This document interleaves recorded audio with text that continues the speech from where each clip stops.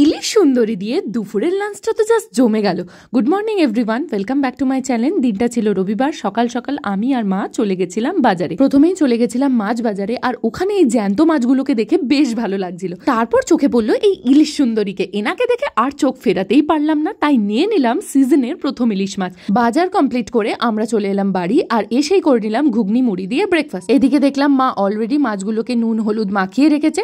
ইলিশের সমস্ত রেসিপির মধ্যে আমার সবচেয়ে প্রিয় হলো ইলিশ ভাপা, তাই এখানে সমস্ত মশলা দিয়ে ম্যারিনেট করে মাছটাকে ভাপাতে বসিয়েও দিয়েছি। তবে আমার বাবার আবার বেগুন দিয়ে পাতলা ঝোল বেশি পছন্দের, তাই সেটাও করা হয়েছিল। Recently squid game season 3 release করেছে, আমি বসে সেটাই দেখছিলাম। তোমরা কারা কারা দেখেছো জানাতে ভুলো না। তারপর তো চলে এলাম লাঞ্চে, এক বাটি গরম ভাতের ওপর এই ইলিশ ভাপা। আহা, এই ইলিশ সুন্দরী দিয়ে আজকের দুপুরের লাঞ্চটা কিন্তু জমে গেছিল, আর স্বাদ ছিল অতুলনীয়। লাঞ্চ কমপ্লিট করে এই ব্ল্যাক কারেন্ট আইসক্রিমটা খেতে খেতে আজকের ভিডিওটা এন্ড করলাম। বাই।